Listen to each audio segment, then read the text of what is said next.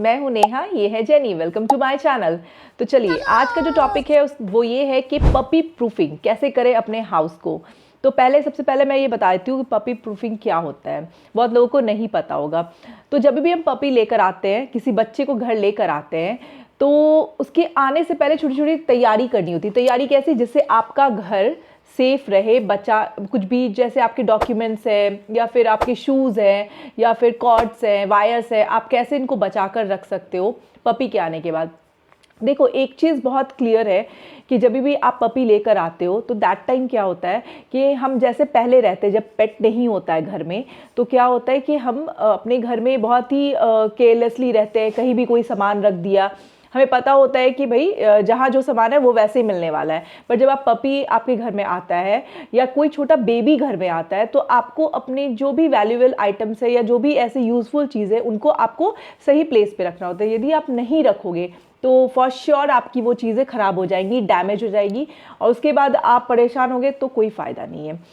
तो जो puppy proofing में सबसे पहला पॉइंट मेरा यही है कि आपका जो भी चीज़ें हैं, आपके बेल्ट्स है, शूज़ है, वायर्स है, आप इनको हमेशा प्लेस पे रखें। क्योंकि क्या होता है ना कि जो पपी है, इसके जब टीथ आते हैं, देखो जब आप इसको 7 वीक्स में घर लेकर आते हो, कुछ लोग 7 वीक्स में, कुछ 8 वीक्स में लेकर आते हैं, तब तो ये इतना छोटा होता है कि ये सोता रहता है मोस्ट ऑफ द टाइम।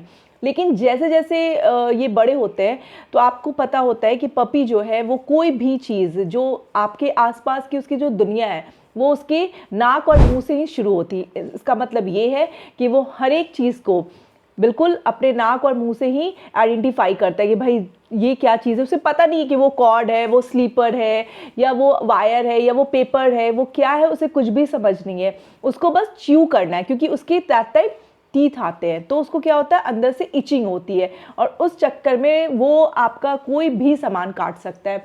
उस समय यदि आप उसे पनिश करते हो या फिर उसे डांटते हो, या आप उसे ये कहते हो कि तुमने तो मेरा बहुत ही महंगा शूज़ काट दिया या मेरे स्लीपर को वेस्ट कर दिया, तो उसके लिए ये यूज़लेस चीज़ है, क्योंकि उसे समझ ही नहीं आएगा ना। तो इसके लिए एक चीज़ आप और भी कर सकते हो, मैं इसमें ऐड ऑन कर रही हूँ, आपको कमांड्स सिखाना बहुत ज़रूरी है एट द अर्ली एज। क्योंकि आप यदि कमांड सिखाए रहोगे तो आपको इतने लंबे लंबे वर्ड्स बोलने की ज़रूरत नहीं, सेंटेंस, क्योंकि वो समझेगा भी नहीं। आप छोटे छोटे कमांड से, नो से आप उसको रोक सकते हो कि यदि वो कुछ भी गलत कर रहा है तो आप उसे that time bad boy, bad girl करके डरा सकते हो, डांट सकते हो, तो उसे समझ में आएगा नहीं, उसने जो किया है वो गलत है। तो फर्स्ट थिंग, आप अपने सारी चीज़ों को, वैल्यूएबल आइटम्स को अपने प्लेस पे रखो जब आप पपी लेकर आओ। सेकेंड मेरा है कि हर जितने लोग हैं सबको शौक होता है पेड़ पौधों का, मुझे भी है। तो हम लोग अपने घर में प्लांट्स लगाते हैं, पर जब आप पपी लेकर आते हो या छोटा बेबी होता है आपके घर में, तो आपको हमेशा वैसे प्लांट्स चूज़ करने चाहिए जो उनको हार्म ना करे, जो कि टॉक्सिक्स ना हो। क्योंकि कुछ प्लांट्स ऐसे होते हैं जो एनिमल के लिए टॉक्सिक्स होते हैं, उनको अपने घर में आपको नहीं लगाना है। ऐसा भी होता है कि पपी क्या करता है कि वो जाएगा और वो गमले में से सारे मिट्टी को खा जाएगा, ठीक है। वो या तो डिग करेगा, क्योंकि उसे वो अच्छा लगता है, तो वो डिग कर सकता है, वो गमले की सारी मिट्टी को बाहर फ्लोर पे डाल सकता है। तो इसलिए आपने क्या करना है, जो भी प्लांट्स आप घर में लगाते हो, आप उसको इंश्योर करो वो ऐसे प्लेस पे रखो जो आपके पपी के हाइट से ज़्यादा ऊंचाई पे हो, ताकि वो उस तक पहुँच ना पाए। इससे ये फ़ायदा होगा कि आप प्लांट्स भी लगा पाओगे घर में, और आपके पपी को भी कोई तरह की हार्म नहीं होगी। जो मेरा थर्ड पॉइंट है वो है डस्टबिन। आपके घर का डस्टबिन। डस्टबिन में क्या होता है कि हम कोई भी वेस्ट डालते हैं, जैसे कि चिकन के बोन्स है, प्लास्टिक है, रैपर्स है, चॉकलेट्स है, या ऐसी बहुत सारी चीज़ें जो हम नहीं खाते वो हम अपने डस्टबिन में डाल देते हैं। तो यदि आपका पपी या आपका डॉग आपके डस्टबिन को देख ले, समझ ले कि भाई यहाँ तो खाने की चीज़ें मिलती है, तो वो डेफिनेटली वहाँ जाएगा। और ट्रस्ट मी, यदि एक बार उसकी ये हैबिट लग गई तो फिर इस हैबिट को चेंज करने में आपको बहुत प्रॉब्लम होगी।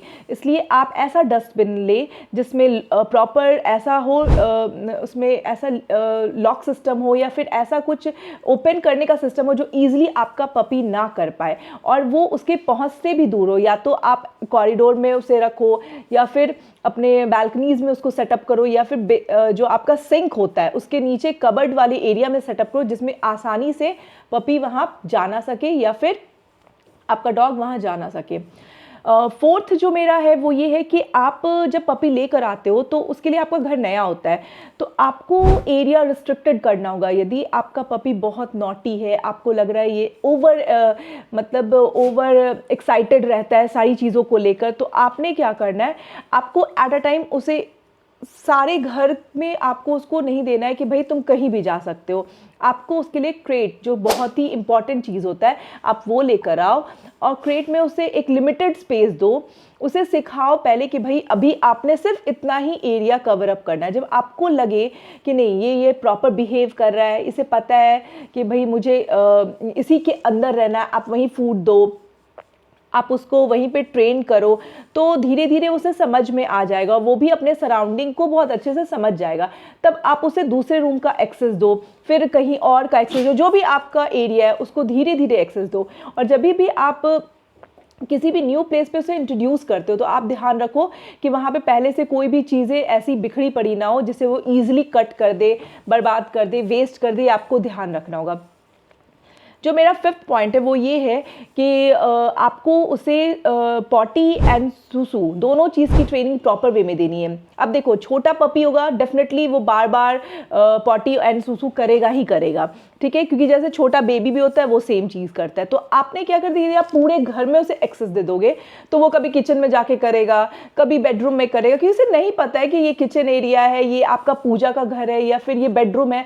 उसके लिए तो सब, इसलिए मैंने फोर्थ पॉइंट में आपको बताया था कि लिमिटेड एक्सेस उसे देना है आपने, पहले उसको पता होना चाहिए। यहाँ पे आप उसे, जैसे आपने एक बैल्कनी का एक्सेस दिया, आपको ये ध्यान रखना कि हर 1 घंटे पे, 1.5 घंटे पे आपने उसे बालकनी के बाहर निकालना है एंड उसको ट्रेनिंग देनी है कि भाई आपने यहीं पे पी या पॉटी करनी है। धीरे धीरे वो क्या होगा, वो ट्रेंड हो जाएगा और जैसे वो ये करे आप उसे फटाफट कमांड करो, गुड गर्ल और गुड बॉय, ऐसे करके आप उसे कमांड दे सकते हो। रुको जरा, ऐसे सब्र करो, उसे समझ में आ जाएगा कि ये जो है ये मेरी बहुत अच्छी हैबिट है और मुझे यहीं पे फ्रेश होना है। धीरे धीरे उसके रूटीन में आ जाएगा और एक टाइम के बाद जब वो बड़ा हो जाएगा तो वो फिर बाहर ही जाके फ्रेश होगा। तो इस तरह से आप उसे ट्रेन कर सकते हैं और अपने घर के भी हर एक कोने को साफ भी रख सकते हैं और प्रॉपर भी रख सकते हैं। तो आई होप आज आपको मेरा ये वीडियो अच्छा लगा हो, तो मेरे चैनल को आप सब्सक्राइब करें एंड मेरे वीडियो को अपने फैमिली एंड फ्रेंड्स के साथ शेयर करें। मैं कल फिर एक नए वीडियो के साथ आपसे मिलती हूँ। Till then, bye bye.